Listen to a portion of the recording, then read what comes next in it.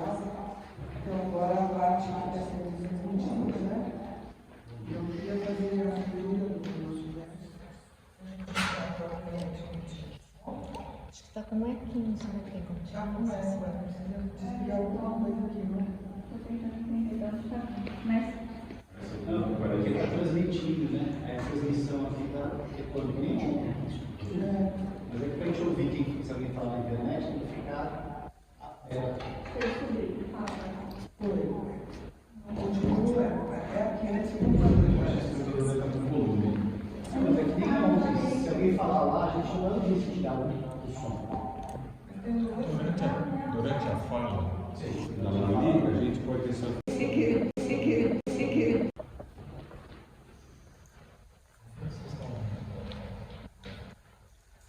Encontrar o crescimento, jovem vontade social.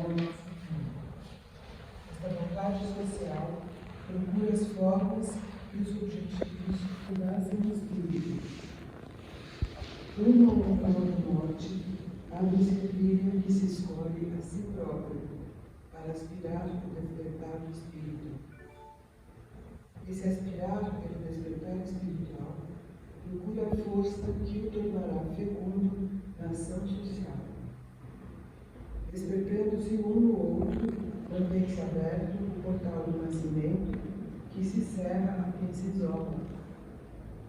Sofrendo com o mundo, doa-se um ao outro luz no caminho do desenvolvimento do espírito. Se é a comunidade no sentido atual, quando cada um mantém a solidão e recebe a força comunitária do fogo que une os dois umbrais.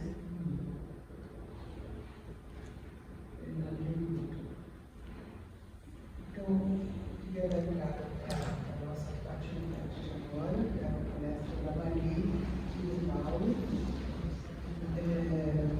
Eles vão trabalhar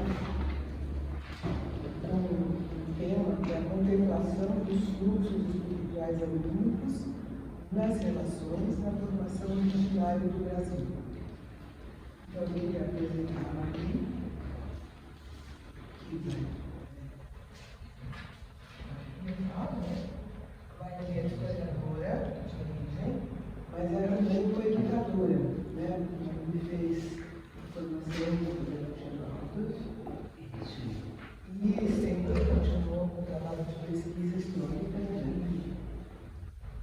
É fundadora do movimento Pindorama, foi professora da rede pública, diretora da rede pública durante muito tempo. Né? Foi professora do Colégio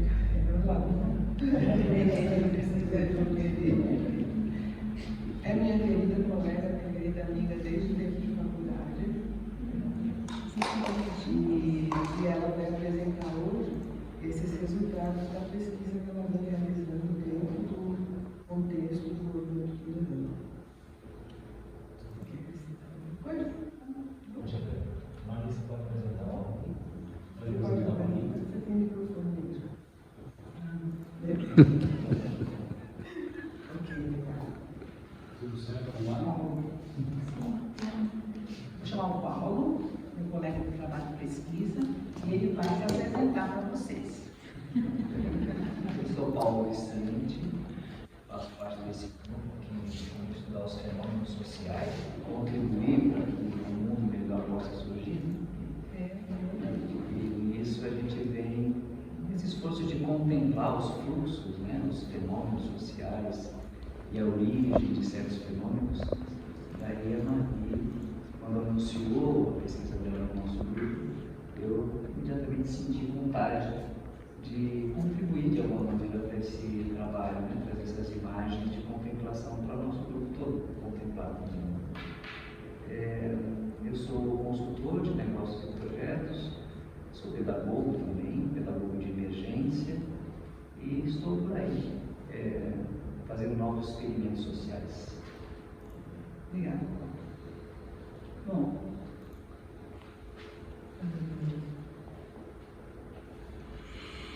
A gente começa do começo, né?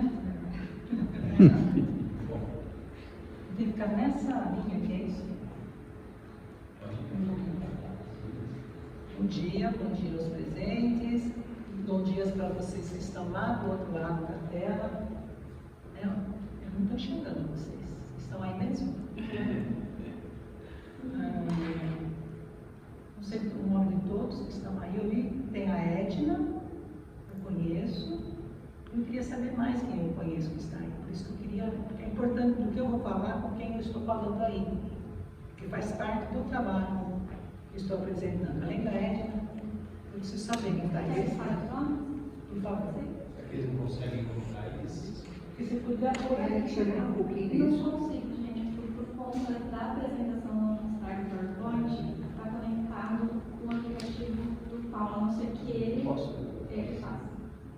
Então fala os nomes, por favor. Posso falar?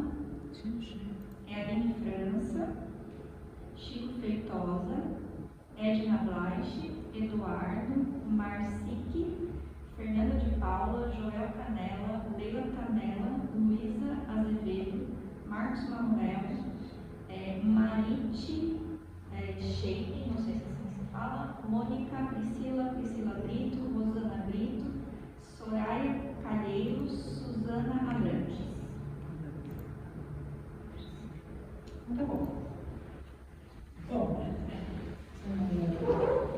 esse trabalho começou a partir do impulso de um projeto de pesquisa já no começo do ano 2002, 2003, eu apresentei para a ABP uma proposta de ação em escolas de periferia, junto com o decreto.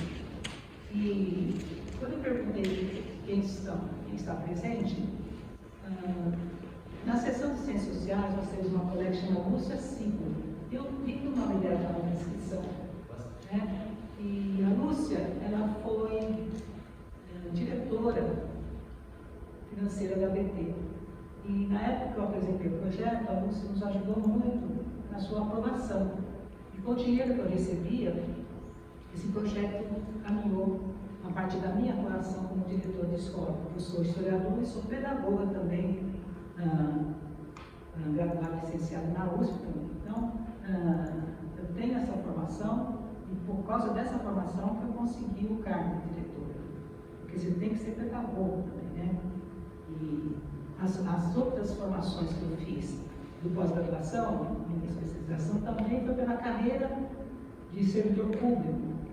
Porque, ao contrário do que muito foi falado ontem sobre a questão da educação, na área pública se investe muito na carreira. Muito mesmo. Principalmente na carreira, na área municipal. O investimento é muito grande. E eu fui privilegiada de esse benefício. E com isso, a partir do dinheiro que nós recebíamos do projeto da ABT, nós levamos uma iniciativa para essas escolas de periferia, e a Edna Blaich, que está aqui presente, uma das pessoas que me ajudou nesse trabalho, com a sua contação de histórias, né, Edna, você está lembrada? E isso foi muito gratificante, e qualificou o nosso trabalho na região, levando iniciativas de vivência da infância livre, da infância do livre. Né? O Valdemar Setzer também nos contemplou com aulas na escola que eu era diretora, né? E o Elton operava o Valdemar Setzer para fazer as aulas dele, para contribuir com as aulas na escola que eu era diretora. Então, eu estou contando isso para dizer que ontem, com a fala para fazer um link com a fala da Ruth, da questão da inatalidade, né? O projeto, antes dele nascer, ele teve pessoas que se comprometeram para a realização dele, quando a gente ainda estava naquele bando de anjos desencarnados, né? Então, quando a gente combinou que a gente ia ser anjo torto aqui na Terra, a gente encontrou todos os anjos tortos aqui na Terra, né? E vocês foram me ajudar, principalmente o pessoal da Monte Azul, que ajudou muito nesse projeto. Vocês não fazem ideia quanto essa ação que eu levei para as escolas públicas fez toda a diferença a partir da arte no social, de levar um movimento para a escola pública com o prazer de ser professor, alegria, com aquela vontade, e fez toda a diferença. Foram anos que a Lúcia Silva me ajudou com esse dinheiro e que era bem legal, né? Então, estou falando isso também porque nós estamos passando um perrengue aqui na sociedade em relação às circunstâncias que esse prédio está passando. Mas a ABT também tem esse lado bom. Então, o dinheiro foi bem aplicado e nós temos esse lado para dizer que, independente do que fizeram, tem muita coisa boa para falar. E eu sou exemplo disso. E eu digo eu no sentido assim, de que o projeto teve um começo, um meio e um fim, né? E o Pedrema, principalmente o Pedrema, me ajudou nessa caminhada. E a ideia do projeto estava ancorado no movimento Pindorama. O movimento Pindorama, por muito tempo, ficou na seção pedagógica, ancorado na seção pedagógica. A partir do momento que a seção de ciências sociais começou a aparecer como seção, eu vim para a seção. E alguns colegas não vieram. Então, na seção mesmo, está o Felipe, também é do movimento Pindorama,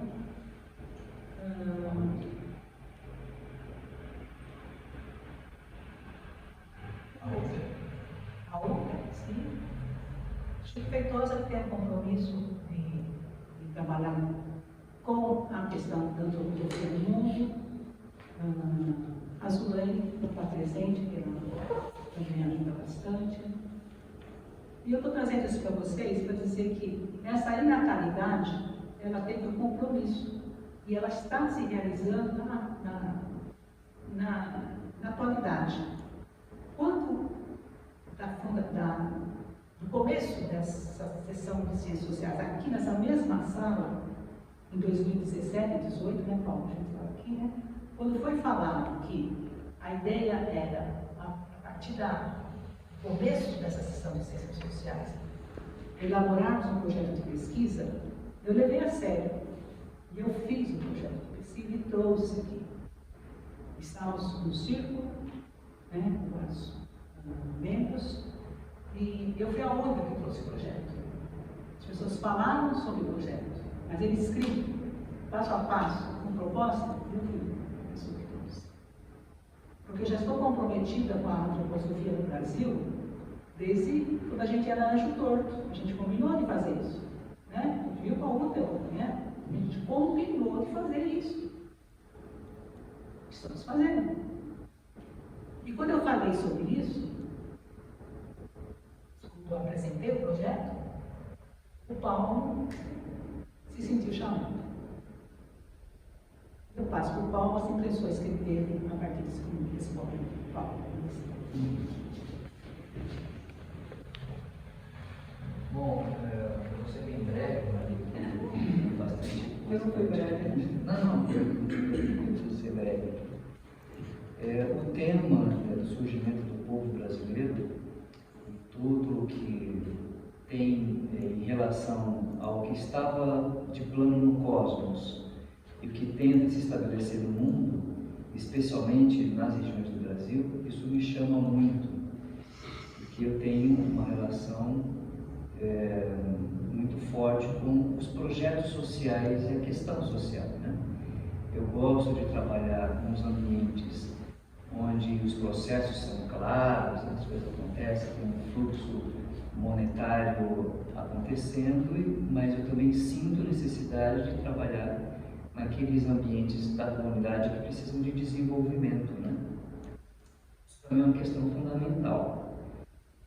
Especialmente em um projeto de Santana de Parnaíba, eu cheguei e senti assim, uma reconexão com esse momento de 1500. Quando eu fui fazer esse projeto de Santana de Parnaíba, vi lá a igreja, vi todos aqueles elementos dos jesuítas, e tem os elementos dos povos. Era como se todas aquelas imagens estivessem presentes diante de mim naquele início de projeto. Isso ficou impregnado em mim.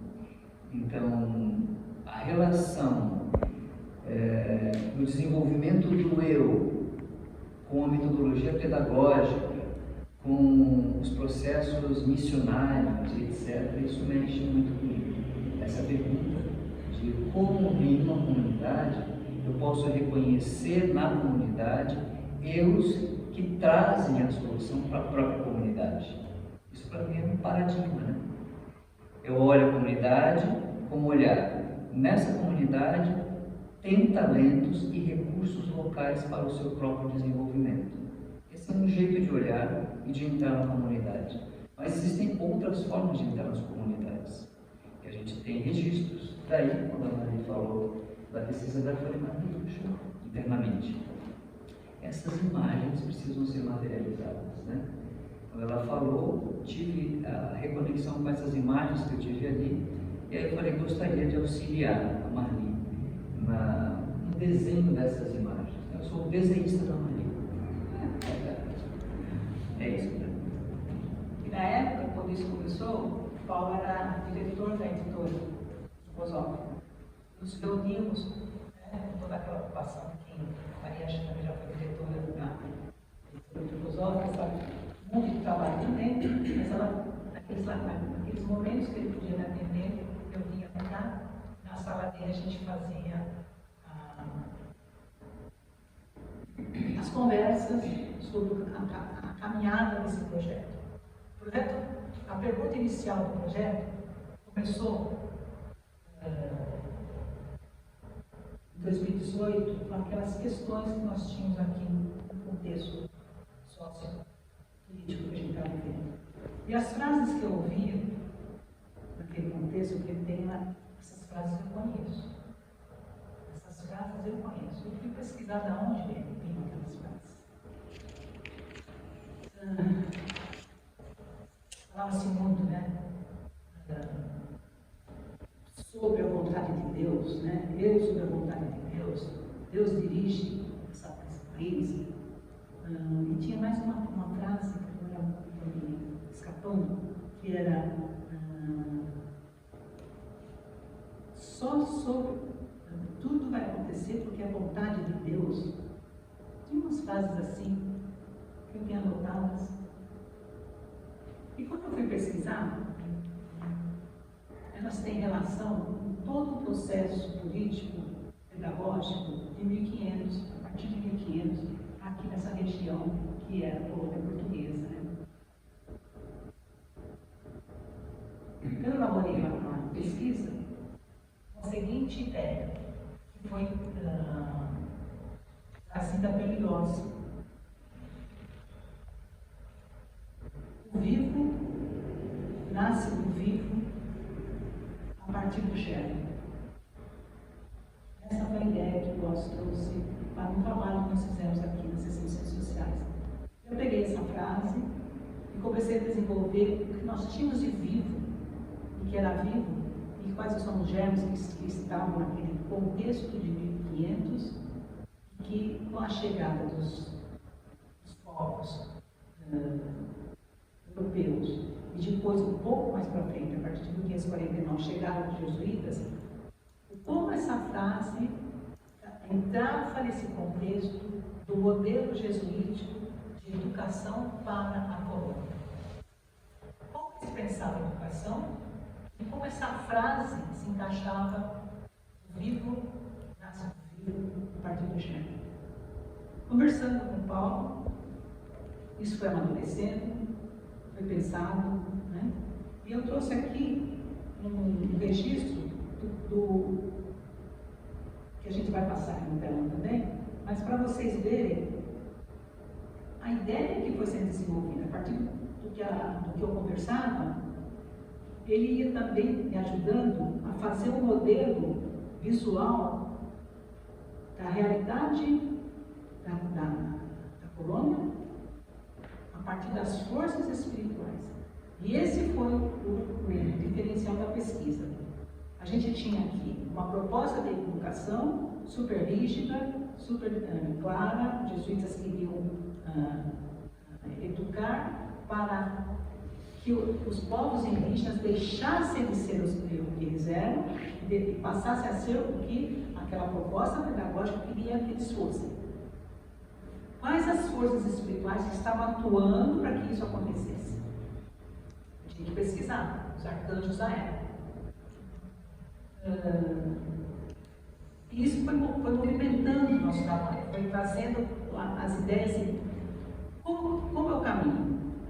Eu vou trabalhar só com os jesuítas nas aldeias, vou trabalhar com a escravidão dos índios, vou trabalhar com os povos africanos também escravizados para cá. Como que eu ia me mover diante desses fatos? Porque a gente sabe, né? Chegaram, escravizaram os indígenas no primeiro momento, isso é fato. Mas o que está sendo permeado nessas ações que traz uma cor para o nosso modo de ser brasileiro? O que tem ali que a gente precisa ou digerir até hoje, ou já está digerido, ou está transformado? E é sobre isso que a gente vai conversar. A gente vai mostrar vocês que estão aí na tela, não conseguem ver o papel. O papel é mais...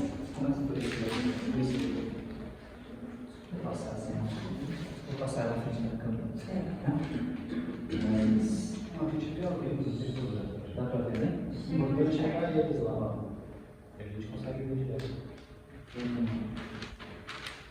Foi o primeiro rascunho que fizemos, né, Maria, aqui. Então a gente em cima procura observar que existe um caminho de materialização de um projeto para a humanidade, né? A gente segue uma perspectiva de longo prazo, né? A humanidade tem uma trajetória para se transformar em uma hierarquia, então isso tem um plano, né? E aqui nessas esferas a gente percebe que o momento que a gente está, uma quarta esfera de um tempo, né? E todo esse fluxo que vem de cima do cosmos, ele encontra alguns fluxos adversos para chegar até as pessoas. Lá embaixo a gente está colocando forças adversas. Em cada um desses momentos tem forças adversas e repercussões dentro da vida prática humana. A gente foi procurando mapear aqui, né? O desenvolvimento humano em relação a essas forças, o biológico, como é que está a consciência em cada momento, mapeando e relembrando, tentando fazer um resgate das forças do espírito aqui para lembrar.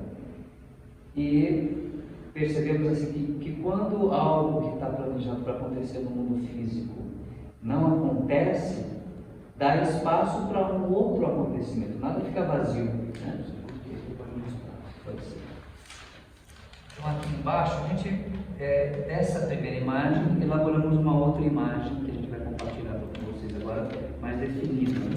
Mas de maneira geral, a gente está observando aqui os fluxos que vêm de cima, os encontros com as forças adversas e o que acontece naquele momento histórico. Então, por exemplo, aqui a gente procura verificar que lá nos mistérios do México tiveram movimentos que vão repercutir séculos depois. Então, essa pergunta, aquilo que aconteceu lá nos mistérios do México, quando estão reverberando agora na Terra? Em que momento? Por exemplo, a proposta de Kaspar Hauser, né? Quando ele não repercute no mundo como deveria, dá espaço para o quê? Naquele ambiente. Então a gente foi analisando, tateando essas circunstâncias até chegar nos momentos atuais, né? E podemos tirar os momentos atuais, que quero dizer, 1500, né? E aí em 1500 a gente constata alguns fluxos, né? Isso está mais definido na outra imagem que eu já mostrei. Então, por um lado, você tem antes todo um grupo de seres humanos que carregam uma cultura muito antes de 1500. E vem, de um outro lado, vem da Europa, um fluxo de acontecimentos que vão formatando certos grupos, como os templários, os espíritos, etc. Isso vem acontecendo ali no lado da Europa.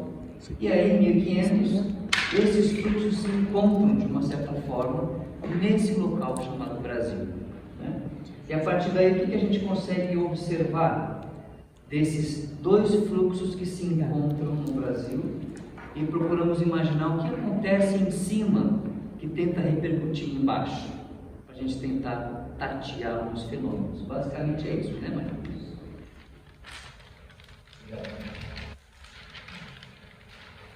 Basicamente é isso, mas não só isso, né? Agora eu vou projetar aqui uma imagem mais definida de todo esse caminho de contemplação, que vale dizer, né, que isso não tá pronto, né? Isso é um pão, é uma massa de pão que estamos amassando, né? E que a gente agora vai compartilhar essa massa, ela tem alguma forma, mas eu acho que a ideia é que as pessoas possam observar, contribuir, e a gente caminhar nessa padaria de observação de fenômenos sociais, né? Já vou projetar aqui. Quando ele está projetando, eu converso com vocês. A ideia é a seguinte: veio um modelo para cá de educação que não era o modo de educar que existia aqui.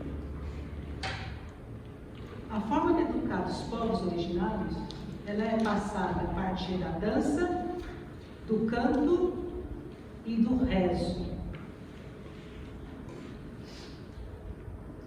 das bênçãos, da força da palavra viva. Daqui a pouco a gente desenvolve melhor. Enquanto que o modo que chegou, ele era discursivo, falava-se sobre o mundo espiritual, que eles consideravam Deus, né, a família e a organização. Então, os povos originários, eles tinham um modo de se organizar. Os povos eles trouxeram para cá outro modo de organização. Então, tinha a vila, tinha hospital, tinha cadeia, tinha igreja, principalmente, né? Igreja lá. Enquanto que o modo de viver em comunidade dos povos que estavam aqui, não tinha nada disso. Quem ficava doente era cuidado da comunidade. Quem tivesse cometido algum problema de norma de conduta, a comunidade resolvia, não era preso. Se tinha algum problema de fome, todos ali se organizavam e tudo era distribuído. Então se plantava para alguns, tudo era da comunidade. Então essas diferenças é que vão fazer a gente pensar o que é que foi trazido e o que é que não foi incorporado aqui.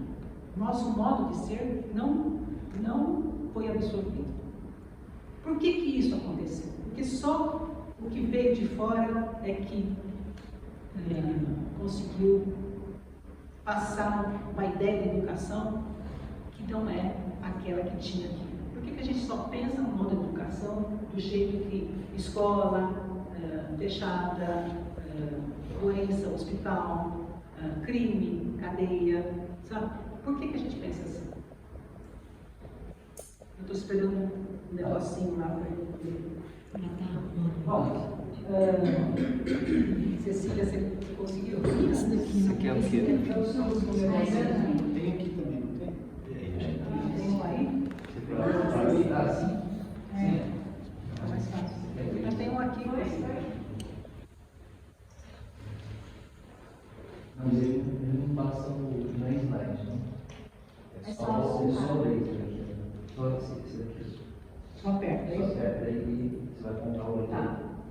Então, quando chega esse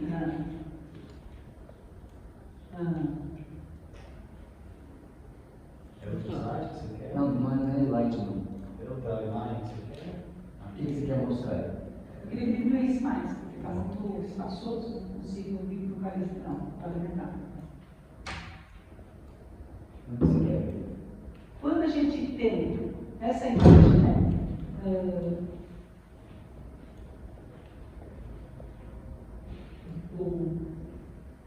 não estou conseguindo localizar ainda. Assim. Aqui são os arcanjos, né? É, isso. Sim, então vamos lá. Agora ficou mais. A gente tem, a partir de 1500, uma influência espiritual. Qual a influência era essa? Eu não sabia. Que arcanjo que estava aqui, que conduziu as forças de contato entre os povos originários e aqueles povos que estão chegando. Aí eu fiquei sabendo que era Samael, que já está como arcanjo desde 1190 até 1510. Mais ou menos. Isso aí não é uma coisa precisa, está não com precisão. Quais são as forças desse arcanjo? Claro que penetram as nossas ações humanas para que a gente consiga realizar a nossa missão na Terra. Nós vimos ontem aqui com a outra, né? Ela fazendo as forças da natalidade, o nascimento e como a gente consegue realizar nossas ações aqui na Terra.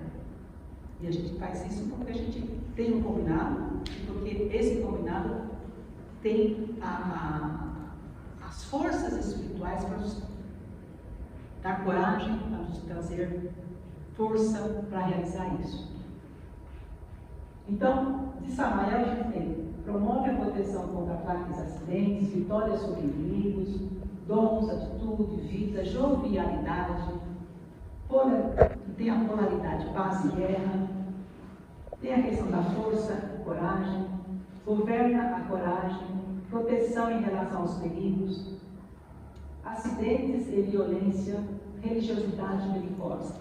A gente tem que lembrar que nessa época, né, os templários estão na Europa fazendo todo aquele movimento que não é o caso de a gente trazer aqui para nós no nosso estudo, mas tem que entender a força de Samael. Eu tenho que ficar lá, né? Essa coisa de andar na sala, né? O professor andar na sala. Bom, isso é o que a gente tem nesse momento. O que eu vou trazer para vocês é o que estava aqui. Nós tínhamos um modo de pensar que a gente chama de cosmogonia ou cosmologia guarani. Nesse modo de pensar, a gente tem um poema que eu vou trazer para vocês, para vocês tatearem mais ou menos esse modo. Para conhecer as primeiras palavras formosas do fundamento do mundo, deves acordar o coração. Para acordar o coração, precisamos dar teu nome, celebrar tua palavra, alma e cantar. Assim acorda teu tom dentro do teu coração, uma tonalidade da grande música divina. Vamos então cantar para acordar nosso coração e os futuros corações para que eles floresçam. Esse era o modo de pensar que existia aqui. As pessoas viviam com a alegria de saber de onde veio o seu nome, a partir da ligação com o mundo espiritual. Se você tinha algum problema de saúde ou de relação na comunidade, seu nome tinha que ser lembrado. Então, por isso que a gente tem muitas formas de danças nas comunidades originárias, porque é uma forma de você trazer saúde para o seu corpo, saúde para as suas relações. A gente aprendeu com o Cacaverá que isso tem a ver com a origem sagrada do teu nome. Quando você nasce, você recebe um nome. Esse nome tem a ver com um momento cósmico, com as estrelas, ou com os rios, ou com as montanhas, enfim, tem a ver com o seu contexto de nascimento. Quando o povo europeu chega, ele não tem essa consideração, esse modo de ser. Eles batizam, você é batizado a partir do santo do dia. O santo do dia, você tem lá, nasceu naquele dia, pá, é o santo, é o nome daquele, e é para todo mundo. Todos nasceram naquele dia, todos são Benedito, todos são Antônio, né? Com a diferença de uma coisa ou outra, Antônio de João, lá, eu sempre entendi a referência da família, né? Isso não era assim, e não é assim até hoje entre os povos originários. Para você receber seu nome, o pajé ou o xamã, ele precisa escutar as forças do Espírito que vão dizer qual é o seu nome. Então, isso a gente chama de tom sagrado. Cada um tem o seu tom. E para ouvir o seu tom, você precisa cantar. Para você cantar, você tem que ter um compasso com o seu coração. Para você fazer o compasso com o coração, você tem que fazer uma cerimônia. Para você fazer essa cerimônia, você passa por um ritual. Esse ritual chama Ningongarai. Não é o batismo da igreja, onde você chega lá, pega aquela água e faz aqueles modo, né, de batizar, que os índios, os povos originários, né, ficavam fascinados, porque o latim, do jeito que ele era falado, tinha aquela musicalidade que eles adoravam. Isso fazia os povos jesuítas, os padres jesuítas, acharem que os índios estavam fascinados com aquela cultura e que era uma maravilha, eles estavam entendendo tudo e que queriam sim ser cristãos. Eles queriam ser cristãos e estavam adorando. Então, tudo isso era registrado por cartas anuais. Os jesuítas escreviam em qualquer lugar que eles estivessem, porque eles partiram para vários lugares, na Ásia, na África, Oriente. E essas cartas anuais é o documento que nós historiadores usamos para pesquisar o processo que isso, pelo qual foi passado essa educação. Então está tudo registrado. Hoje fizemos assim, hoje estivemos na comunidade tal, foi feito isso, e tal, não fugiu, está tudo registrado. Come isso, come aquilo, veste isso, veste aquilo. E esse modo de ser, eles conversam entre eles, jesuítas, e padronizam uma ação. Todos fazem a mesma coisa. Então, traz o índio, indígena, batiza e repete aquele mesmo ritual. O índio no começo achou uma maravilha. A gente tem documentos que mostram isso, achavam uma maravilha. Mas quando eles voltassem para aldeias, eles achavam a vida deles também maravilhosa. E faziam tudo o que faziam da aldeia. Se eu estiver me alongando, vocês têm que me cortar para eu poder, né, chegar no assunto, porque eu quero trazer o modo de pensar de um com o modo de pensar do outro. Esses dois modos é que vão fazer aquilo que a gente chama de alma brasileira. Talvez você possa falar um pouquinho mais sobre o Ayutthaya. Então, que agora é o Ayutthaya, você pode falar um pouquinho do Moitará, e aí com isso a gente fala dos templários. Esse modo de pensar é que vai trazer o equilíbrio entre aquilo que a gente considera até hoje que é diferente de mim e que eu aceito, e o que não é igual a mim e que eu luto contra. Esse é o fio. O que é estranho é que esses povos jesuítas que chegaram aqui, e isso é uma coisa que a gente pesquisa bastante, é por que eles não tiveram acesso a esse modo de ser dos povos originários. Por quê? Por que eles insistiram naquele padrão que a gente chama de catolicismo, né? Por quê? Se aqui existia um outro modo. Isso é estranho, até hoje a gente não vê abordagem sobre esse ponto, que é o registro oral da educação dos povos originários. Existe um registro oral que ficou até o começo do século XX sem ser escrito, era só oralmente passado. Então, o modo de se vestir, o modo de fazer a aldeia, o modo de comer, o parto, a saúde, tudo era organizado e tinha formas de passar pelo canto, pela dança e pelo rezo. Isso foi registrado. Essa obra chama Ayutthaya, que é aqui, né? Aivu habitat, que quer dizer linguagem humana. Início, nascimento, origem da linguagem humana. Como surge o ser, antes de surgir o ser, como surge a Terra, antes de surgir a Terra, como surge o cosmos, antes de surgir o cosmos, como surgir os seres espirituais.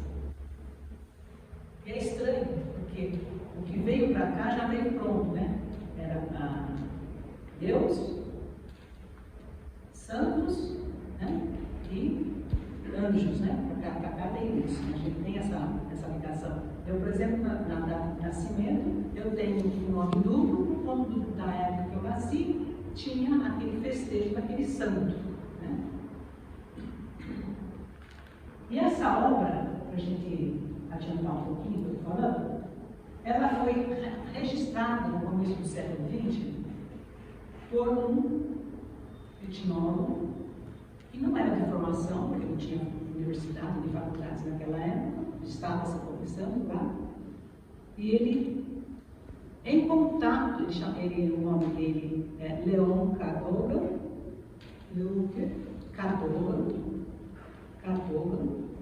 e ele, com Egon Schaden, que morava em Santa Catarina, né, de família alemã, esse sim, antropólogo,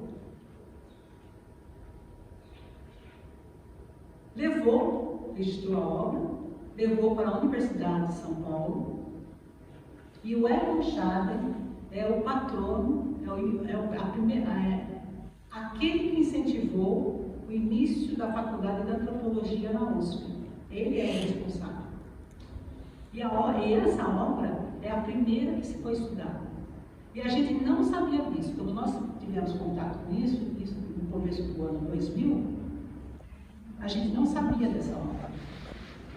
A gente sabia que ela existia através de a gente teve todo o trabalho de liderança que nos ajudou a ter esse conhecimento, mas a gente não sabia onde ela estava. Estava na USP, estava na USP até hoje. Hoje está na internet, mas naquela época não. Então, nessa obra, a gente tem todo o modo de ser dos povos originários. Então, por que os jesuítas não descobriram essa obra? Eles andavam pelo Brasil inteiro, não pela América toda.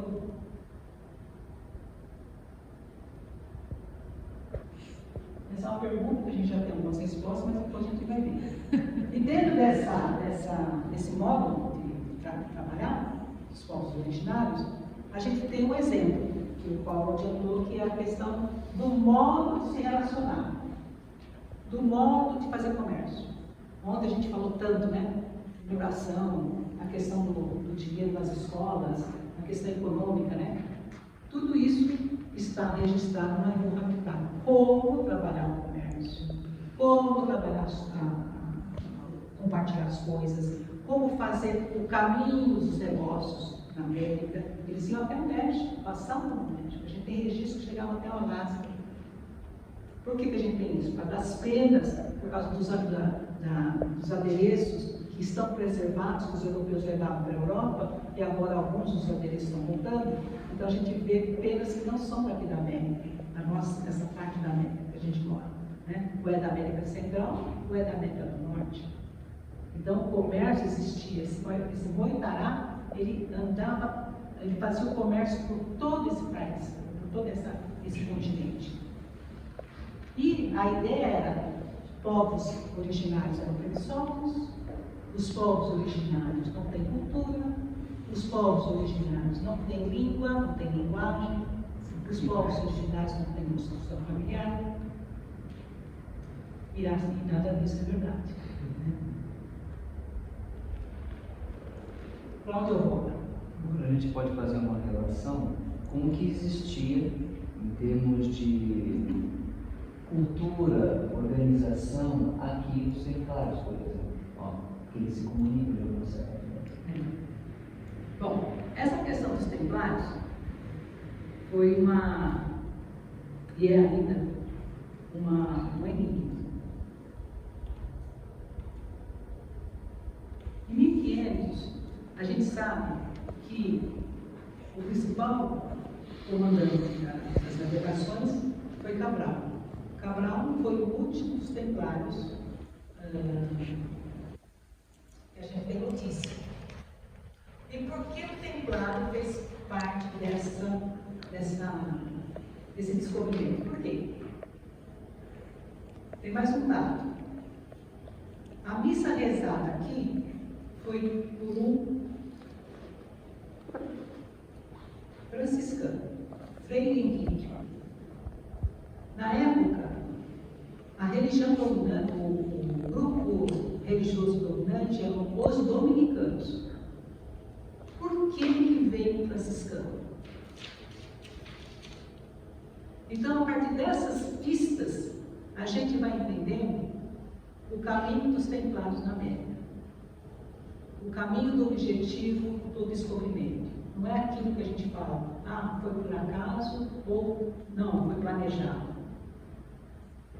Além do planejamento, tem outras coisas. E é aí que a gente trabalha com as forças dos arcanos. Como a gente viu ontem, como o Israel também falou na sexta-feira, né? Que as forças, a formação de uma comunidade, são invisíveis. Que a nossa ação na Terra, lembram disso que o Michel falou? A nossa ação na Terra é visível, mas a consequência dela no mundo é invisível. Ela vai para o mundo, mas fica no invisível. Bom, é isso que a gente pesquisa, é esse o trabalho da pesquisa espiritual, é trazer essa invisibilidade para a nossa consciência. O que estava escondido, que a gente não está enxergando, e que tem a ver com as contribuições do nosso modo de ser para o futuro. O que a gente vai levar a partir disso? Que qualidade tem aí dos templários que veio para cá e conversou com os povos originários? A gente ficou 30 anos, entre 1500 até 1530, sem nenhuma relação com a Europa. Aqui era um comércio muito, porque não achou ouro, ficou um comércio muito simples, muito ao Brasil para a Europa, ao Brasil para a Europa. Era isso que tinha, não tinha outra coisa. Será? Essa é a pergunta. O que tinha? Não tinha ouro, né? Pelo menos nesse momento. Então são essas perguntas que nos levam a refletir sobre.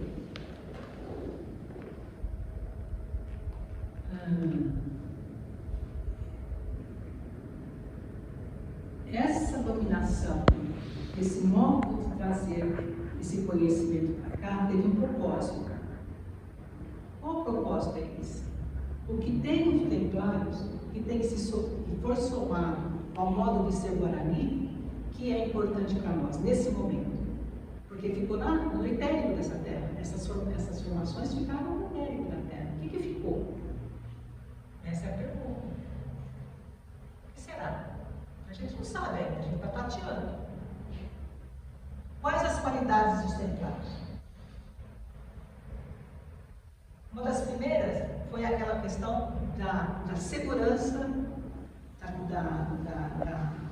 do transporte, da segurança da comunicação na Europa, da segurança dos hospitais, da segurança que existia configurada na presença dos templários. Eles garantiam que você andasse de um lugar para o outro com segurança.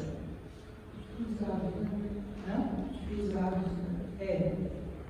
E que depois, porque a questão dos templários é a última da escala não sei se você pode chamar assim, escala da evolução do movimento templário, não sei se pode falar assim. Era cavaleiros, né?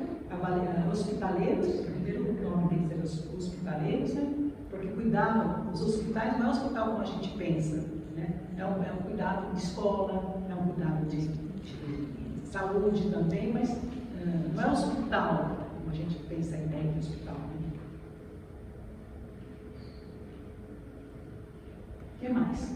Assim, eles tinham essa questão que é o forte deles, né? Já perdi aqui o negócio. A lei da picânia. Você saía de um lugar da Europa, ia para outro lugar super distante e garantia que você tinha dinheiro.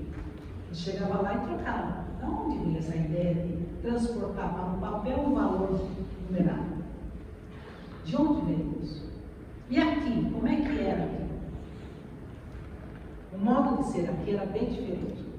Não era com o valor de dinheiro, mas com o valor de relação de bem-estar. Você não precisava ter dinheiro para viver bem.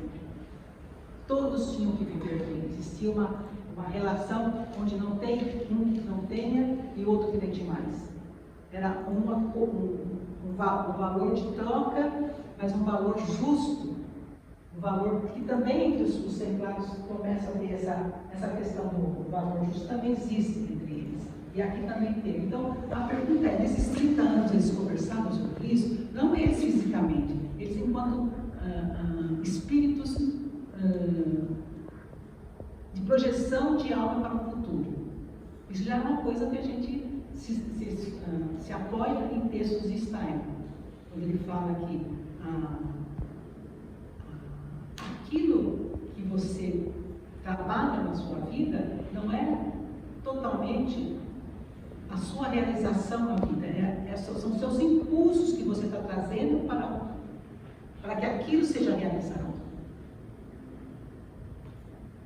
Eu não estou conseguindo fazer bem o que eu quero, mas é mais ou menos por aí. Eu acho que é bom pontuar o que significa nomes domini, porque é uma parte fundamental em contraposição ao que vinha dos jesuítas.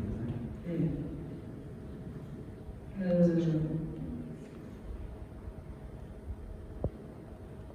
O modo de ser, o projeto educacional que os jesuítas trouxeram era não eu, mas tudo em nome de Deus.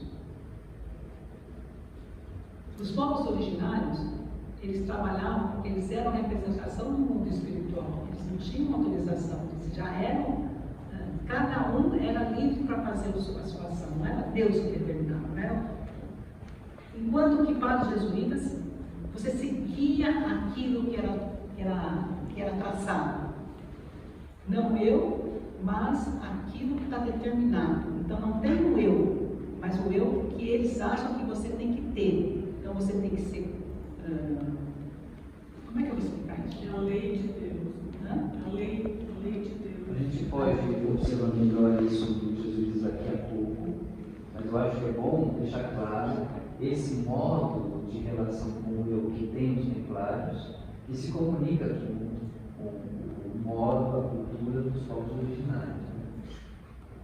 Quando a gente diz assim, não para nós, Senhor, né? Não para nós, mas para a glória do teu nome, é do indivíduo para o coletivo. Então aqui existe uma relação com o eu que tem uma qualidade específica, tanto nesse ambiente dos templários quanto dos povos originários. A gente pergunta aqui assim, bom, como é que o eu é tratado aqui nesse ambiente? Né? Porque agora isso se encontra em 1500.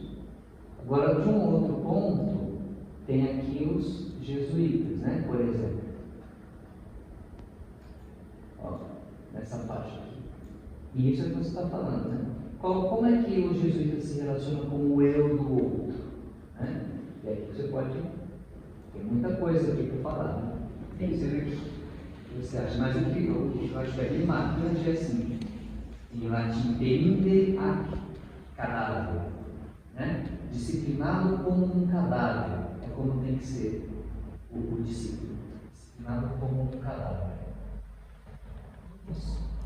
Mas quando você traz isso, lá em cima tinha referências de forças espirituais diferentes. Tem. Vocês chegaram a fazer essa correlação?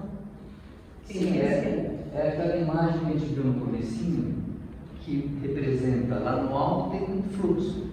E esse fluxo ele vai descendo, e quando vai descendo tem certas interferências, né?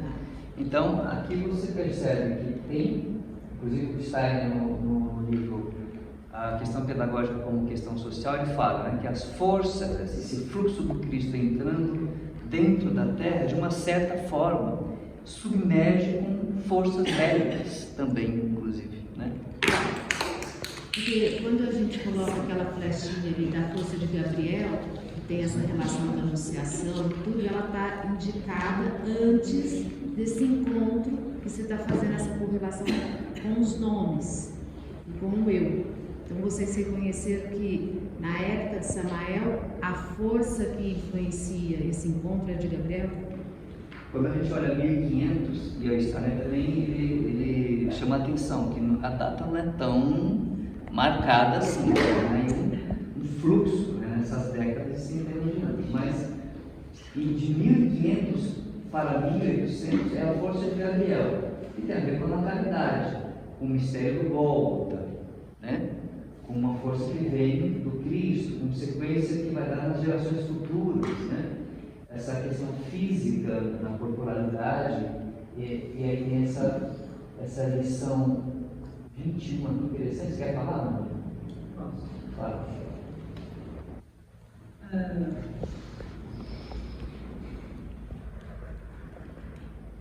A Judite Cortesão, ela tem uma expressão. Judite Cortesão é uma historiadora respeitada na área de pesquisa sobre a questão jesuítica no Brasil. Ela é mulher de Jaime Cortesão, que também é um historiador português, que trabalha muito com as forças culturais de Portugal para a Europa, para o resto do mundo. Ela diz que, ao ter essa frase, volta para mim, por favor,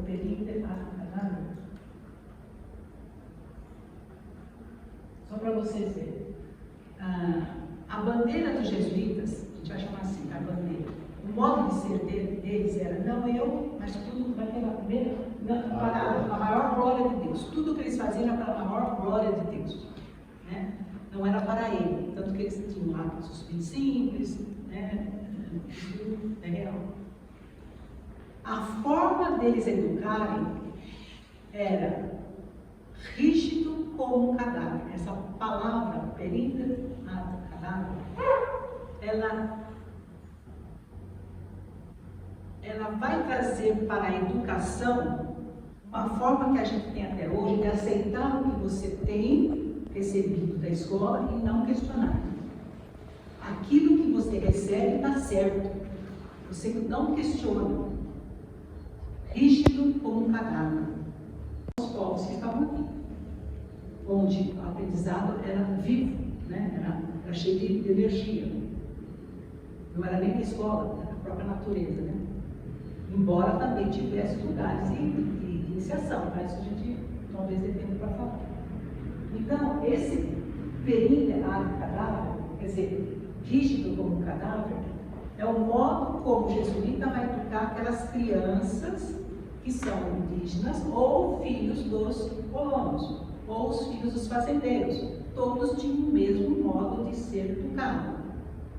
Tinham que ser selecionados para ser competitivos, para serem, para usarem o dom da palavra para convencer o outro que o outro não está certo, para usar a competência dele como futuro líder, ou então como religioso, talvez, porque muitos dos filhos dos fazendeiros, dos colonos, também iam para a igreja, porque era muito importante você fazer parte da igreja, né?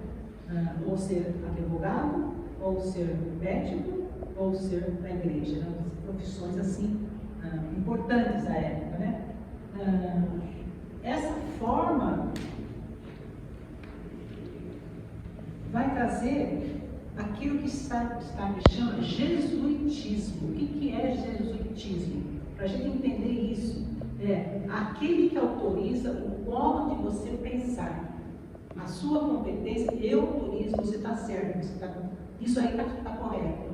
Eu tenho autoridade para dizer que você está no caminho certo. Ou a sua obra não é boa, então você não pode expor, você não pode escrever isso, porque essa não é a forma de trabalhar correta, não é ontem a Mariana já comentou assim, a forma da mulher se posicionar na sociedade, né? Hoje a gente tem essa liberdade, né, de falar e falar, o que é isso? posso falar o que eu penso. Mas não, isso é uma conquista atual. Porque o modo de ser era rigoroso. E isso vem pela educação, pelo modo de ser educado. Não sei se eu estou conseguindo fazer o que é periádica. Isso perdeu toda a educação de 1500 até o ano 2000, gente. Agora que a gente está começando a sair desse modo de ser enrijecido. A gente tem escolas onde o currículo é aquele e você não sai daquele. O que está no livro é o que está certo. Então, é isso que é o periádica, né? Tudo que aquele autor escreveu é aquilo. Você não tem autoridade para dizer, questionar.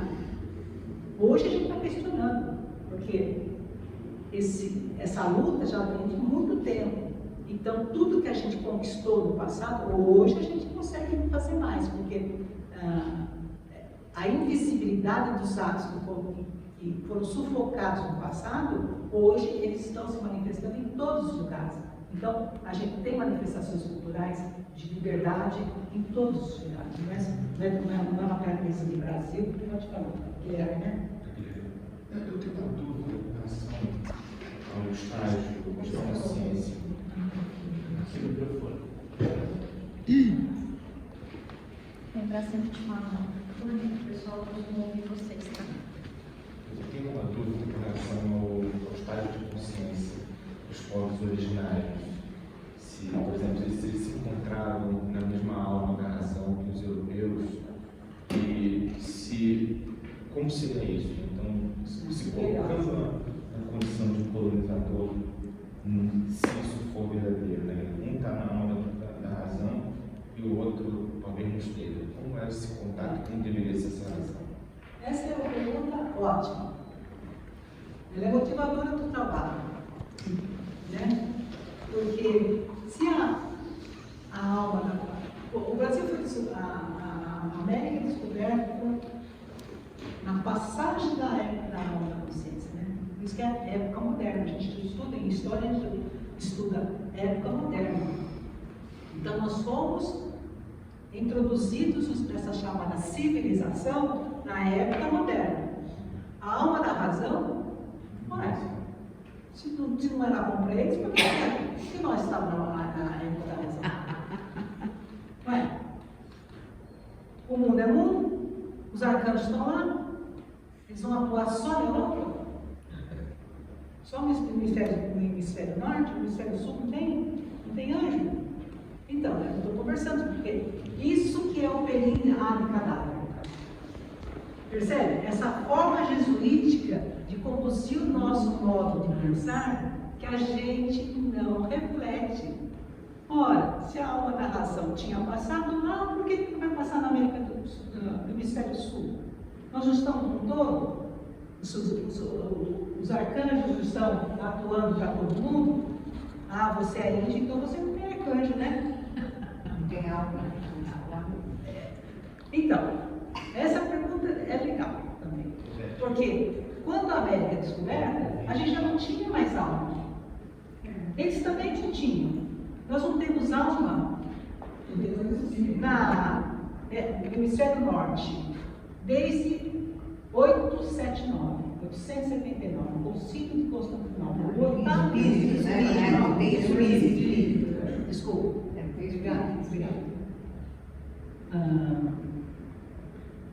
Vocês que estão aí, vocês não estão escutando, eu estou falando para eles aqui.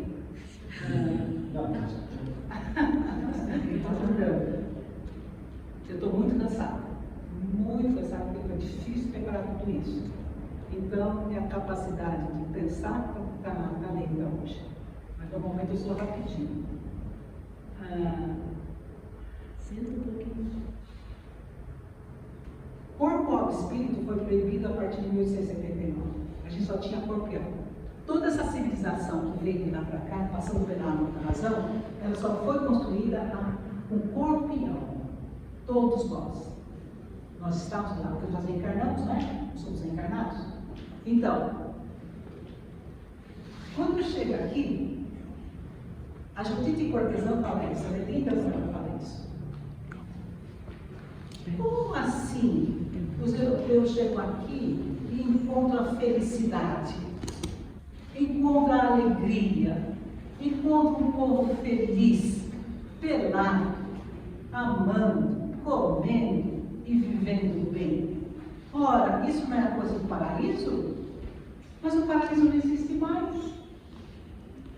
Ela fala isso, ela registra isso com uma elegância, assim, como você vê, você fala, meu Deus, é isso mesmo, né? Então, essa qualidade de alma e espírito foi que assustou o modo de ser dos jesuítas, porque como eles iam trabalhar com um perito cadáver, seja rígido, com um povo que vivia com espírito? Como isso ia acontecer? Então, essa forma de pensar que a razão não estava entre nós é produto desse modo de pensar unilateral, cartesiano, começo, meio e fim. Os povos originários pensam espiralados. Eles têm um modo de pensar que a gente chama circular, espiralado ou circular. Por isso que as danças, a casa de rezo, tudo é um redondo, tudo tem formas arredondadas, porque tudo tem movimento. Isso espantou muito. Os registros para esses momentos faz a gente pensar o que nós perdemos com qualidade humana. Qualidade humana não é que era bom viver na floresta. Ninguém está dizendo que para voltar para a floresta, não é isso. Mas, ou sim, sei lá. Mas essas qualidades de liberdade de pensar. Não sei se eu respondi, porque eu também estou muito cansada. Está faltando o que aí? Não está. Tem uma coisa que eu acho que... Sabe por que ele não está satisfeito? Porque esse é o modo jesuítico de educar.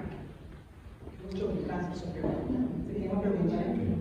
Esse é o modo jesuítico de pensar. A gente não observa corpo, gesto, aquilo que na sexta-feira o Michael falou. Na sétima aula, ele fez a relação da sétima aula com a nossa atuação como ser atuante do Espírito na Terra. Então ele falou da gentileza, da atitude, da dignidade. Da dignidade, tem mais uma coisa. Igualdade. Igualdade. Igualdade. E a igualdade se manifesta na forma como a gente vê o modo de ser o outro, que não é o nosso, mas a gente se entende. E quando eu fizer a pergunta para você, tá boa a resposta? Eu já estou trabalhando isso em mim. Não foi boa a resposta, não tem importância. Mas, você percebe? O professor, como educador, como atuantes no mundo, a gente tem que perceber aquilo que passa satisfazendo nem para você nem para mim, pelo gesto. É o gesto, é o olhar, é o calor, é esse modo do hemisfério sul, que é uma qualidade de alma que nós, no movimento Pindorama, trabalhamos como qualidade para levar para a sexta época. Porque se eu não percebo que não está bom, a sua borda não interessa. Você que se dane. E os povos originários, que já estavam na sexta época, porque isso é uma coisa que a gente não conversa, eles ouvem pelo coração. Então, a gente tem um membro do Pindorama que chama Renato Gomes. Ele é pastor e médico, vocês conhecem? Ele é membro do Pindorama. Ele deu uma aula para nós sobre como o coração se manifesta. Você pode não querer o que o seu intestino está falando, mas o coração vai saber. Você pode, o seu rim pode falar, que se dane que a cabeça está pensando, não tem nada com isso. O seu coração está sabendo. Você está aqui e não está prestando atenção na dor do outro lado, lá, longe, lá na Palestina. Seu coração é uma qualidade igual aos originais. Sempre. Porque está escrito. Está registrado porque foi registrado, mas antes era oralmente. Chama Evu Hakta. Então, sim, nós estávamos na época da consciência. E sabe como a gente tem isso? Eu sou historiadora, né? Lendo documentos. A gente tem um documento que fala assim: poxa, um pajé importante falando com um francês na época de 1500 e pouco. Por que vocês levam tanto para o Brasil lá para a Europa? Vocês não têm madeira lá? Ah, a gente tem. Mas por que vocês levam tanto? Ah, porque a gente quer mais. Mas por que vocês querem mais? Ah, porque a gente quer juntar bastante madeira. Mas por que vocês querem juntar tanta madeira? E a pessoa que está registrando, que é uma pessoa importante, não preciso dizer o nome aqui, fala, mas como esses indígenas falam? Eles falam demais. A gente fala uma coisa, eles perguntam outra. Eles falam uma coisa, eles perguntam outra. Veja. Então a gente não era idiota como se é passado. A gente não pensa, a gente não tem filosofia, a gente não tem qualidade anímica, espiritual. Não é verdade? Tanto que a carta termina assim: poxa, vocês levam tantas coisas para a Europa, o que vocês vão deixar para os seus filhos?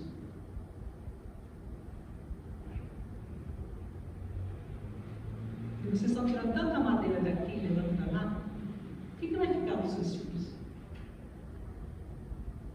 Aí ele responde: a gente não se importa com o que vai acontecer. Pô, mas se você não se importa com o que vai acontecer, seus filhos não vão sobreviver. Porque a terra precisa ser cuidada. Isso é a alma da razão? Percebe? A gente tem documentos que mostram que a gente tem condições aqui de refletir sobre várias situações, mas que ficaram perdidos por interesse, né? Não sei se eu estou caminhando. Eu acho que eu ia fazer só mais uma menção da imagem para fechar e abrir para. Porque olha lá. Por isso que a gente trabalha juntos, né? Porque ele trabalha com pedagogia social e esse povo dirige direitinho, né?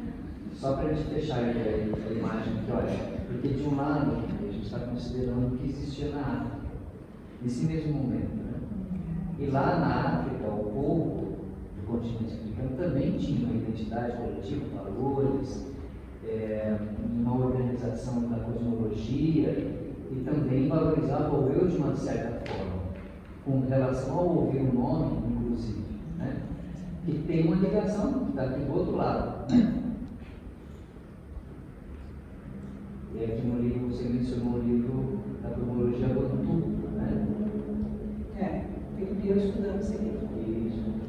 E aí só tem um fluxo muito curioso para a gente constatar aqui nessa imagem, que esse povo daqui faz um caminho para este ambiente de 1500 aqui, né? Nesse continente. Mas ele passa por uma mercadologização do próprio eu, né? O eu é neutralizado, virou mercadoria, né? O corpo é mercadoria. E não tem alma, então é uma coisa. Então nem tem eu, é uma coisa. Exatamente. Tem duas coisas, tem dois. E para concluir, então, você tem toda essa linha que o exemplo está mostrando, essa convergência para dentro desse ambiente aqui do tempo de 1500, neste continente. E aqui, deste caldeirão, surge então, começa, né, a surgir, está em transformação, que a gente está chamando de povo brasileiro. Mas isso é um processo que está em transformação, que provavelmente está ligado a um futuro. Vocês entenderam? E aqui essa imagem completa. Ele me leva direitinho.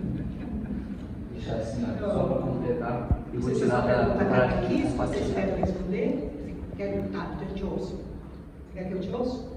Eu te ouço. E é uma pergunta para encaixar. Agora eu vou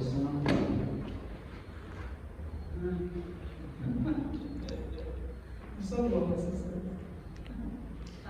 Na verdade, era para responder já. Mas te escutando, eu lembrei de duas ideias que eu estou lidando com elas há algum tempo, pelo seguinte: eu preciso fazer uma monografia e apresentar no curso de formação etnográfica, e quem eu escolhi como biografado é Olivia Ruth. E o fato é o seguinte: pesquisando sobre o contexto da Europa, eu li algumas pistas que escola de Sagres, os portugueses que tinham um país recente, né, eles conseguiram expulsar os árabes em 1200, e aí surge Portugal como uma nação. Eles tinham um conhecimento que vem desse povo, de outras eras, sobre como mover-se através das estrelas. E Portugal consegue empreender algo que até então as maiores potências da época não conseguiam, que foi chegar até o Japão. Eles tinham um impulso de desbravar algo que as outras potências não tinham interesse, mas não conseguiram fazê-lo antes que os portugueses fizeram. Uma outra coisa foi que eu li que na navegação de Cabral em direção ao Brasil, ele tinha alguns holandeses dentro das naves. E os holandeses compravam um ticket porque eles tinham interesse em outras áreas. Tempos depois, a Holanda assume um protagonismo na navegação e os portugueses sucumbem e se abrigam de alguma maneira sob uma proteção de Portugal, ou negociam as posses com as potências daquela época. Então, minha pergunta é o seguinte: que impulso vem de uma outra época cultural, da Pérsia, e chega através dos templários e tem essa ligação com o nosso povo?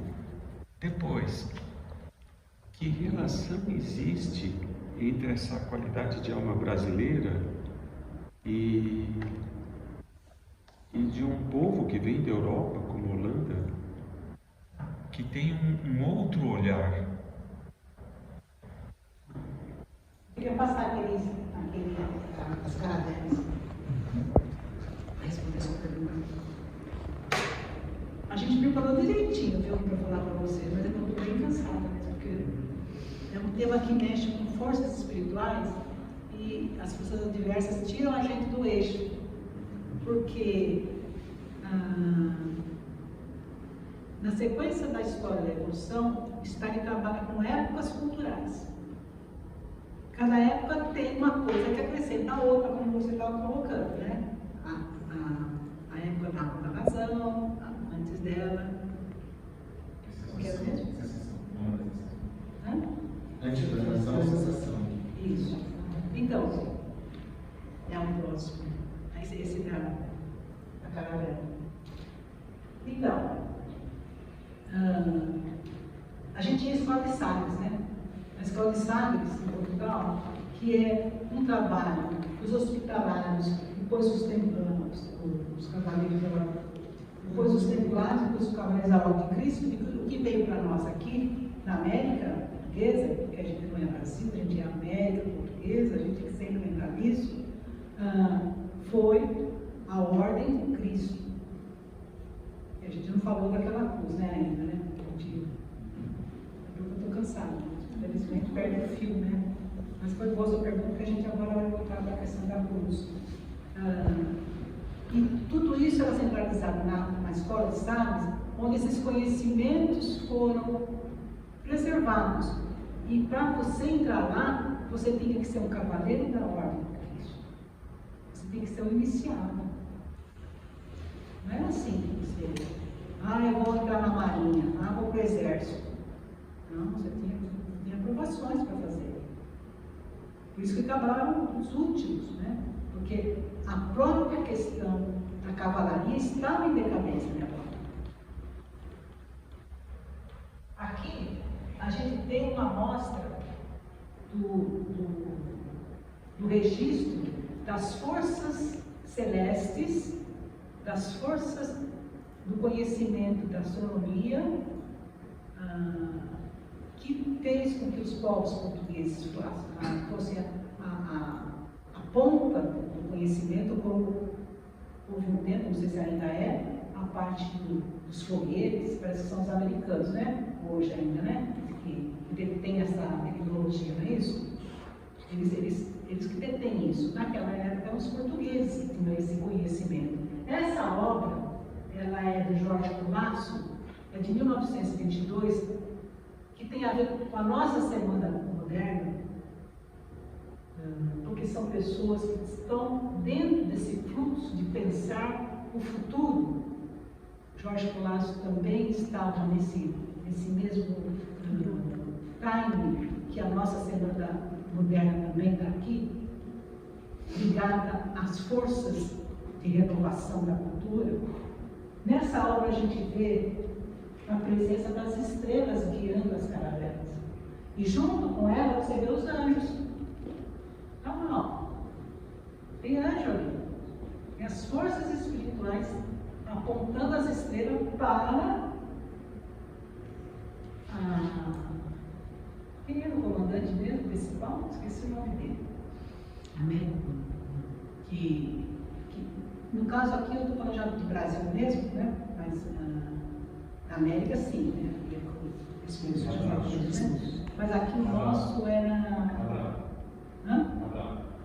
O Cabral era o piloto, né? O piloto não, era o comandante. Estou falando do piloto. A gente fez um trabalho sobre isso, Vicente, que está publicado nessa revista. Eu fiz esse trabalho. Eu esqueci porque eu estou cansada. Mas daqui o nome dele. A gente fez um festival multicultural aqui, nesta sala. Essa sala tem muita coisa registrada, né? Onde a gente discutiu essas questões com pessoas da Alemanha, com pessoas que vieram para cá, estudar a secundária moderna junto com os povos originários. Cadê o nome agora?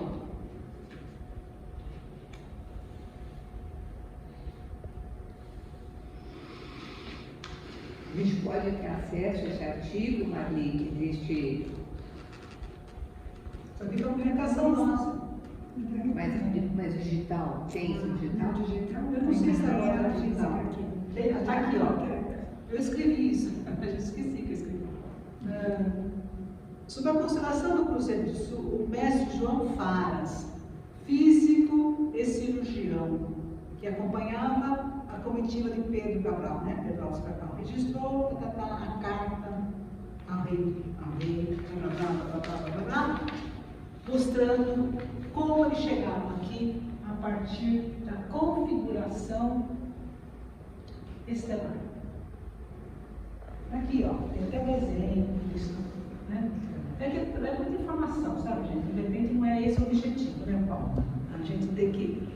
O que é bom da sua pergunta é tudo isso, como técnica existia, mas eles também se guiavam pelos anjos e pelos arcanjos. Esse que é o legal. Por isso que é uma ordem templária, porque eles tinham ligação com as forças espirituais. Por isso que Cabral tinha que vir junto, porque ele tinha que trazer para cá essa força de ligação com o espírito. Porque embora a Europa vivesse há mais de 500 anos com corpo e alma, os templários resgataram o espírito. Eles eram portadores do espírito. A gente vê as guerras templárias, as guerras externamente. mas a gente não vê o impulso que está por trás, porque o arcanjo é o Samael. O Samael é um arcanjo de briga, tem muita luta. Então a gente vê externamente, a gente já ouviu, a Maria Ju também já ouviu, eu sei quem são os templários, são aquele povo que invade a Palestina, que invade, é esse olhar, é o olhar externo. O externo nos ensina que a história, o ofício de historiador, ele fala exatamente isso, né?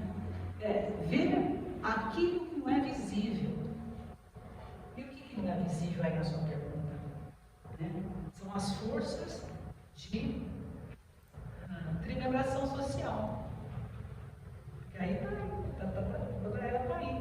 Né? O conhecimento, a ação econômica, a ação jurídica, está tudo ali. Os templários têm essa qualidade de trazer as primeiras, a trimebração, ora,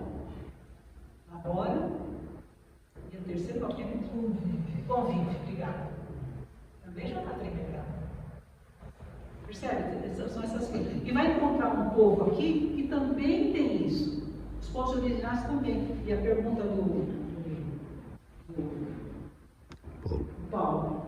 Os povos escravizados que vieram para cá, e também já vimos que está numa situação pior do que os povos originários, porque os povos originários, a igreja disse que ele tinha alma, mas a igreja disse que os escravizados negros não tinham alma, por isso tinham que ser escravos.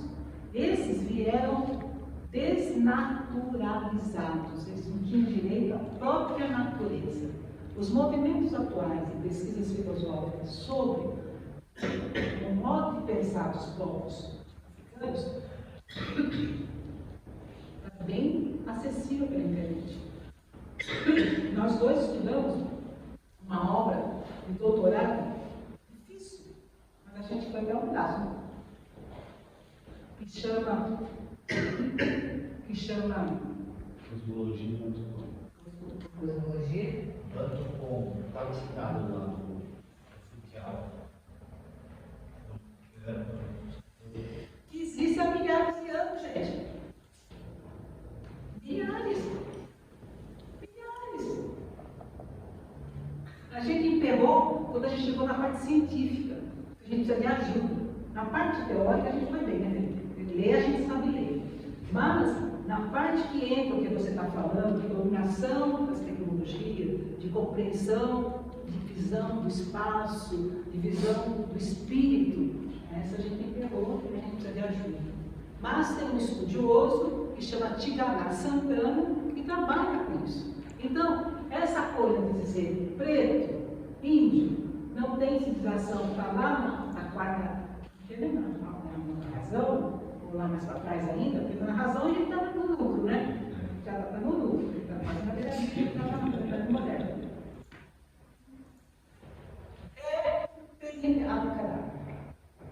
Ela é produto do Concílio de Trento. Aí sim, a gente chegou no outro patamar. A quem interessa? Fala. Não, é que eu acho que te ouvindo e vendo toda a pesquisa, a gente, no último encontro da sessão, ouvimos muito o Rogério trazendo a mudança de nome que vai ter,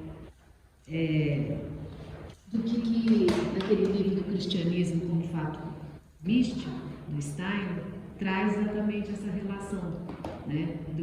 Não sei se é Goethe, mas comparando Goethe com um homem selvagem, cuidando desses estigmas que foram construídos pela própria antroposofia e o crime que é isso hoje.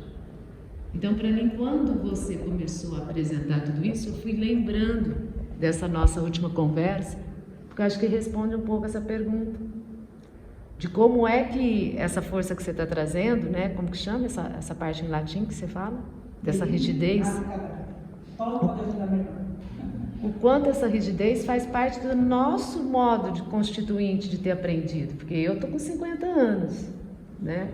Então nós vivemos dessa maneira dualista e né, assim, com essa força da separação, que hoje a gente está tendo a oportunidade de reconhecer esse todo. E a gente aprendeu sempre no hemisfério sul e norte. A antroposofia ensina também essa maneira ainda, né? Nós fazemos parte do mundo e estamos errando tanto quanto. Eu acho que isso é muito forte. Eu acho que vendo o que a Marli trouxe, na hora que ela começou esse primeiro curso, eu lembrei disso, desse desafio. Uma sugestão, Maria, assim, Por favor. tem 12 minutos para terminar, né? E tem o pessoal que está no mundo online, a gente podia pegar algumas vozes ali do mundo online, né? Eu só queria só para não deixar mal entendido no que eu me referi, porque eu acho que difere um pouco da conceituação que você trouxe. Assim. Eu tenho origem tanto na raça negra, quanto nos indígenas. Eu tive pneumonia, eu fiquei surda. Eu só falei, mas não estou conseguindo ouvir. Não, eu só estou dizendo assim para não ficar nem mal entendido. A minha percepção é só, por exemplo, em relação foi até uma pergunta, se eventualmente os indígenas naquela época estariam na mesma percepção de alma, que seria a transição da alma da razão para a alma da consciência que os europeus, né? Então, por exemplo, nós hoje ainda temos indígenas que não são, que não têm contato com os seres humanos. Eu ouvi dizer, como civilizado, desculpa, eu ouvi dizer que isso teria acontecido para preservar um pouco da humanidade daquilo que foi pervertido, especialmente depois do oitavo Concílio de Constantinopla e pelos efeitos da Igreja Católica após, especialmente a Idade Média, está na transição da Idade Média. Então, eu ouvi dizer, não sei se isso é verdadeiro, que mesmo parte dos atlantes teriam vindo para cá. Então, assim, no meu entendimento, seria até o contrário. Quer dizer, embora a potencialidade da alma da consciência estivesse presente, eles estariam preservados para poder o novo acontecer. Então, a minha fala ela não pressupõe nenhum tipo de minorização de uma dessas razas, até porque eu tenho origem nas três, então muito orgulho. Eu entendi que não Eu também entendi. A gente está aqui conversando, né? São trocas que nós temos. Aliás, nem é troca, porque troca é uma palavra do liberalismo. A gente trabalha com compartilhar. Pensar afrodiaspórico pindorando.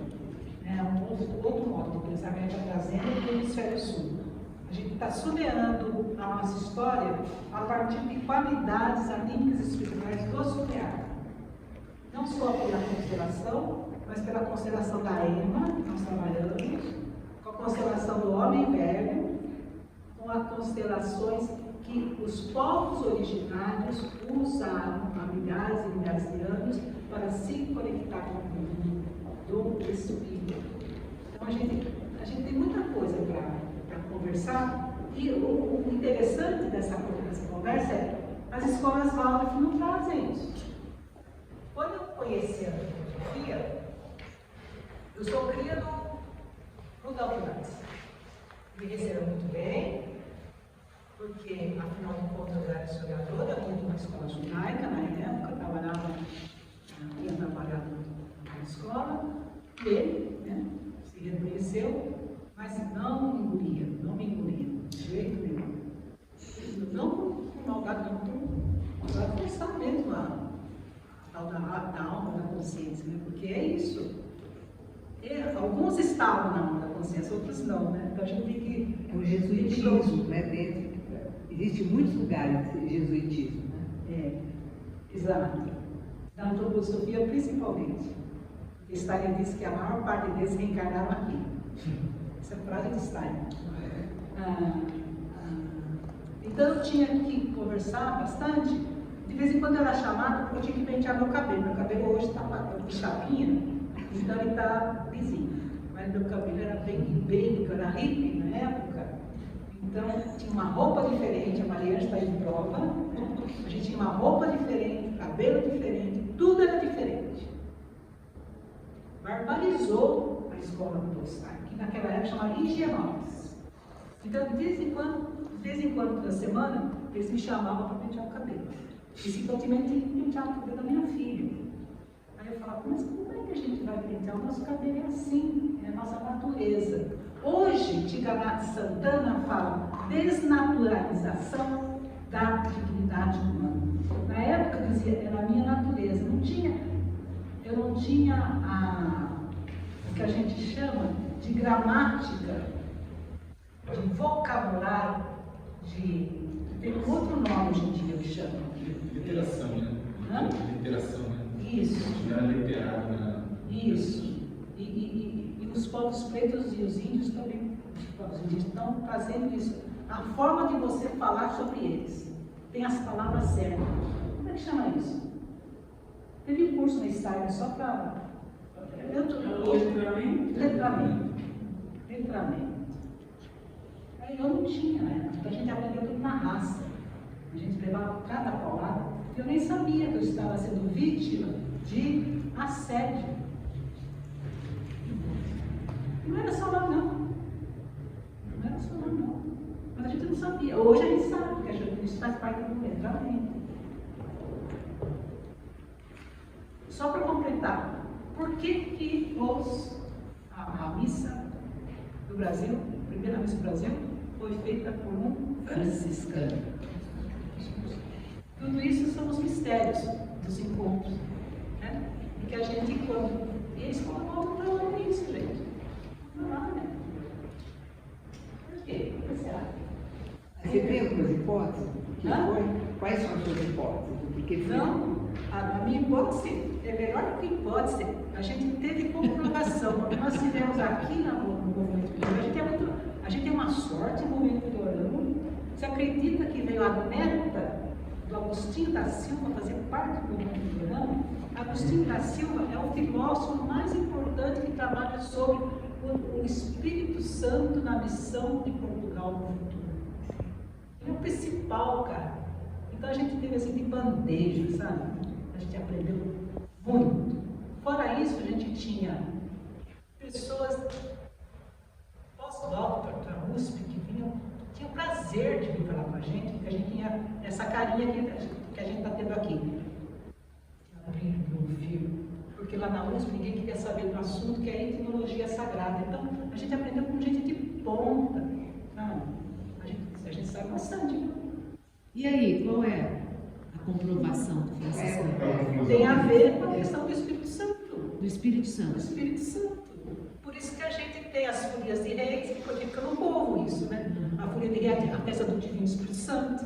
Ali que está a raiz dessa qualidade anímica espiritual que chegou aqui e que ficou no povo, porque não foi a educação pedagógica jesuítica amarrou isso. Então a gente tem isso aonde hoje em dia? Nas festas de época, né? Até na pedagogia volta. Mas época tem lá, festa junina. Então vamos lá festejar São João. Mas a festa do São a festa do Divino, ela tem, a festa do Divino tem uma relação com a princesa Isabel e com a questão de uma guerra entre o filho e o pai, aquele conflito não aconteceu e assim iniciou a festa. Isso tem uma relação ou não? Você conhece essa história? Eu não sei se está falando de São Sebastianismo, será que é isso? Não, a festa do Divino ela não nasce a partir do momento, não sei se é a princesa Isabel, mas que tinha uma briga entre filho e pai, ou irmãos, que esse conflito não acontece em função da rainha Isabel, em Portugal, que era a mulher do rei Diniz, né? Dom João Diniz, né? 1212, aí sim tem a ver com o Joaquim Fiore, que você está estudando aqui. Mas é muita conversa para a gente, para esse momento, né? Tem 2 perguntas aqui? 2 minutos para terminar. Então é muita conversa que a gente. O que é importante fazer aqui, para terminar, é que tem uma dinâmica espiritual na história do Brasil que prepara uma contribuição numa época de futuro. Existe essa qualidade espiritual, existe. Não é só corpo e alma, para aqueles que foram beneficiados com corpo e alma, a gente tem também o espírito, e ele existia, existiu e está presente. E é isso que a gente vai levar para o futuro. A gente tem essa qualidade de memória. É isso que nas escolas a gente tem que recuperar, nas organizações, os empresários, os contratos dos seus funcionários, nós como as empregadas domésticas, né? A gente também tem esse olhar, não sabe nada, é preta. é pobre, é favelada. A gente desconhece que a alma tem conhecimento. Tudo isso que a gente trabalha aqui é produto da aulas da classe. Porque a gente aprende aqui nessa sala as formas de escutar aquilo que o Paulo estava trazendo, né? Eu estou muito cansada e ele foi dirigindo. Ele está trazendo essa coisa da disciplina da autoeducação, do estar consciente, estar atento, né, Paulo? Então, porque esse é o trabalho, né? Como você não pode se debruçar com conhecimento sem consciência. Porque, como você falou do livro, também é muito livro. Né? Para ajudar o Micael, o que a gente tem que fazer? Interessar-se pelo mundo. Qual outro passo? Estudar o mundo. Qual é o outro passo? Partir para a ação. São 3 caminhos. Remembrados, templário, metamorfoseado. Qual é o caminho dos povos originários? Acorda o coração. Como que você acorda o coração? Dançando o seu nome. Como você dança o seu nome? Lembrando as vogais do seu nome. Vamos cantar as vogais do nosso nome. Por que vogal e não consoante? A ritmista está aqui. Ela sabe. E ela está trabalhando isso. Por que vogais, né? Aonde estão as vogais em nós? Por que os índios Kaiowá, Guarani e Kaiowá se informam? Por quê? Aqui, ó. Aqui é o ninho das palavras. Enfim, então muita coisa para a gente complementar, porque na fonologia, antroposófica não estuda, as ritmistas não estudam, as professoras não estudam, o desvendar da voz não estuda, e a gente continua preto, pobre e cabraca. E acha que a gente tem falação e palavreado. Ninguém vê a nossa qualidade de jogar conversa fora. Essa é uma qualidade da alma brasileira. Ninguém sabe fazer melhor do que nós jogar conversa fora. A riqueza de jogar conversa fora é só aquele povo que sabe o bem viver. O que é o bem viver? O tecoar. A qualidade de saber falar, assim, mesmo porão. Quando o Jonas falou ontem, palavreado, você assistiu? Perdeu. A cena para não assistir, está repetindo. Vou ter que assistir. Vai ter que assistir. Tá vendo? Tem Porque que. é isso. A gente tem qualidades de alma que de vez em quando o pessoal fala, você é preguiçosa, hein? Você é preguiçosa. Poxa, gente, é o tecoar, é saber viver bem. A gente não trabalha para acumular. A gente trabalha para viver. A vida é uma dança cósmica. E a gente trabalha por relógio. O índio trabalha por Kairos. A gente nem sabe mais o que é Kairos. Bom, eu conheço muitos povos originários que nem no Kairos, já estão no Ion faz tempo. E é esse povo que não tem contato. Eles estão no Ion. Percebe? É uma outra forma de entender os povos que não estão na civilização. Porque senão a gente vai sempre perpetuando o jesuitismo. Se bem que o jesuitismo já foi redimido, né? O Papa que passou aí, ele deu uma boa recuperada, né? Lembra dele? O Francisco, ele adotou o nome de Francisco por conta da liberdade. O corpo, alma e espírito. Porque a igreja não é campeão. A ressurreição só vai até a página 2, não é? Vocês não acreditam? A ressurreição só vai até a página 2, né? Porque não tem reencarnação, né? Não, não tem. A igreja católica não. Não pode falar. Eu acho que quando lemos bem a Sagrada Escritura, eu não vou falar sobre religião, não. Tem que falar para eles, A questão da reencarnação,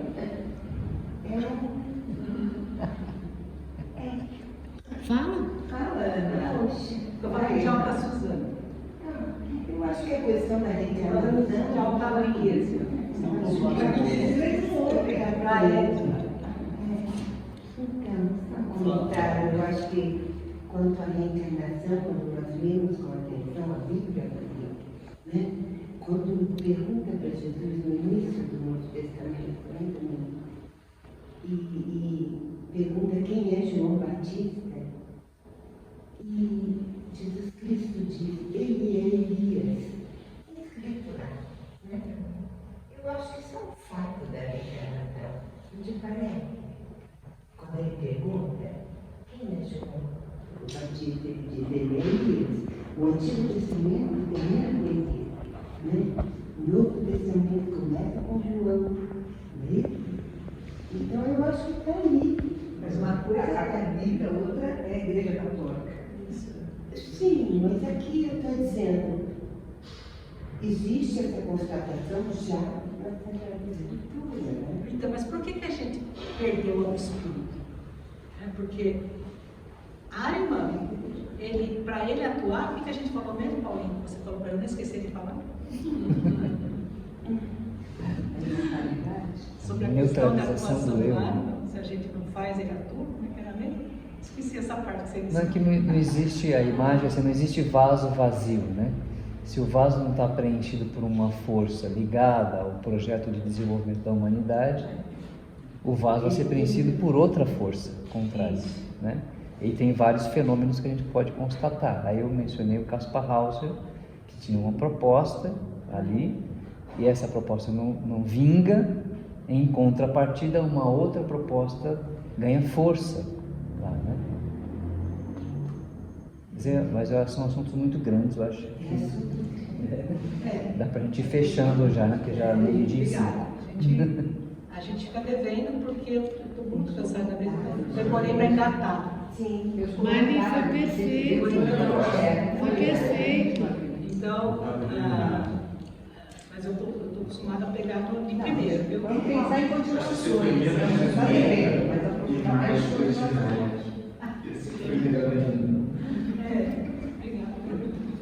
Então eu quero dar um abraço, minha amiga cansada. 2 horas, 11 horas. Mas muito obrigada. Minhas flores.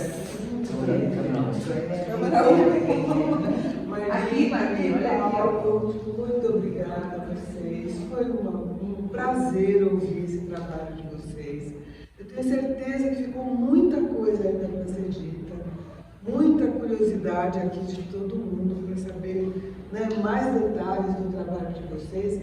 E acho que a gente precisa criar essas oportunidades para ouvir, para compartilhar esse conhecimento que vocês conseguiram construir, tá bom? Muito obrigada. Parabéns. E a primeira pesquisa espiritual da sessão, pelo que eu estou entendendo. Primeiro o quê? Não sei se é Essa sessão aqui do Brasil. Ela está dizendo que essa é a primeira pesquisa espiritual. Não sei, ontem a gente já teve, né? Certamente tem outros trabalhos sendo feitos, que a gente não sabe ainda. Não, hoje tem vários, né? A gente faz vários na Monte Azul. Esse aqui é o que a gente tem pronto. Tem pronto não. Tem andado. Mas a gente tem outros prontos. Pioneiros.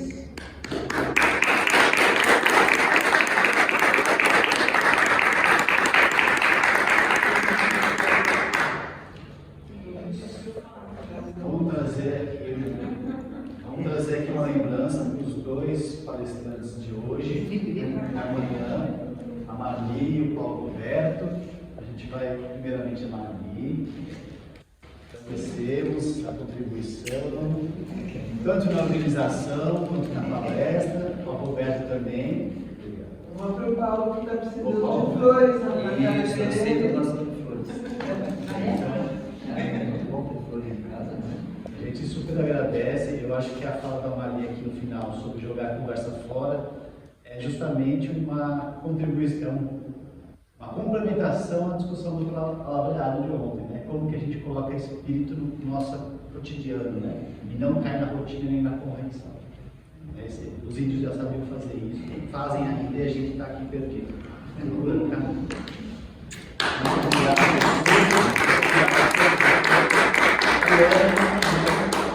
Pode tirar uma foto nossa aqui. Já tive. Por favor. Então, eu tô Eu tirando, né? A chata, né? Pena que a gente não tem fotógrafo. Tirei. Muito obrigado pela foto. Então, acho que é isso. Não sei se alguém dá online.